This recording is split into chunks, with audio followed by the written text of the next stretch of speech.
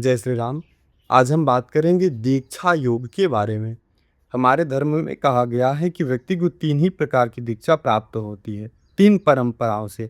या तो शैव परंपरा अर्थात भगवान शिव जी की परंपरा से, या फिर शाक्त परंपरा, शक्ति जो मानते हैं जिनको, ऐसे लोगों को शाक्त परंपरा। और तीसरा कहा गया है कि वैष्णव परंपरा से दीक्षा, अर्थात जो विष्णु जी को मानते हैं वो वैष्णव दीक्षा प्राप्त करते हैं।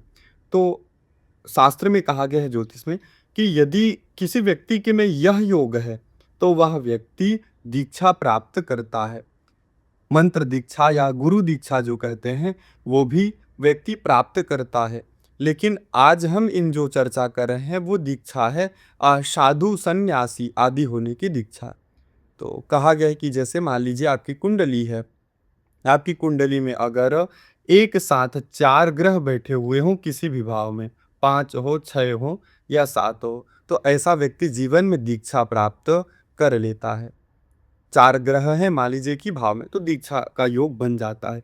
तो उन चारों ग्रहों में जो कोई बलवान ग्रह है उस अनुसार व्यक्ति दीक्षा प्राप्त करता है। जैसे मान लीजिए कि सूर्य बलवान है, उच्च का हो गया है, सूर्य स्वग्रही है, मित्र के घर में है, बलवान है बाकी के ग्रहों से, तो वह सूर्य का उपासक हो जाता है। भगवान शिव जी की, माता पार्वती की वो दीक्षा और पूजा को करता है।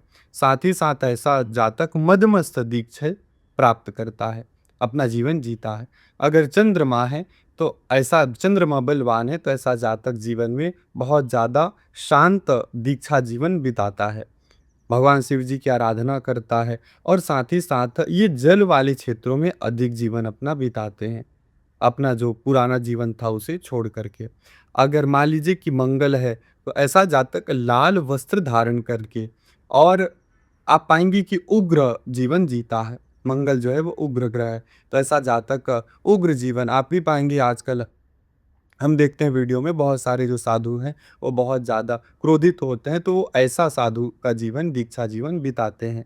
और अगर बुध है तो ऐसा जातक वैष्णवी दीक्षा प्राप्त करता है। बुध बलवान है तो कीर्तन प्रेमी होते हैं, भगवान के भजन गाने के प्रेमी होते हैं।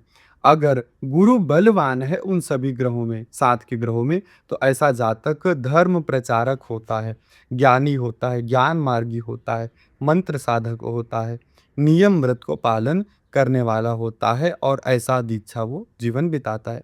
अगर शुक्र बलवान है उन सभी युति वाले ग्रहों में, तो जातक देवी दीक्षा प्राप्त करता है या वैष्णव दीक्षा प्राप्त करता है। जो भी शक्ति पाने वाली दीक्षा है, साधना है, मृत संजीवनी विद्या है, उनका वो दीक्षा पाता है, उनकी क्रियाओं को करता है। अगर शनि बलवान है उन सभी युति के ग्रहों में, तो जातक दिगंबर या श्वेतांबर होता है और कठिन दीक्षा जीवन में प्राप्त करता है, हठ योग प्राप्त करता है। तो अगर आपकी कुंडली की किसी भी भाव में यदि 4 ग्रह हैं तो ऐसा योग बनता है। और भी अनेक योग कहे गए हैं जिसके कारण जातक, अगर ये 4 ग्रह हैं उस पर किसी की दृष्टि हो जाए, या फिर कोई ग्रह इनमें युद्ध में परास्त हो जाए, तो ऐसी स्थिति में जातक दीक्षा नहीं प्राप्त करता है, या फिर दीक्षा पाने के बाद फिर लौट आता है। तो कुछ ये विशेष दीक्षा के योग हमारे यहाँ कहे गए हैं। जय श्री राम।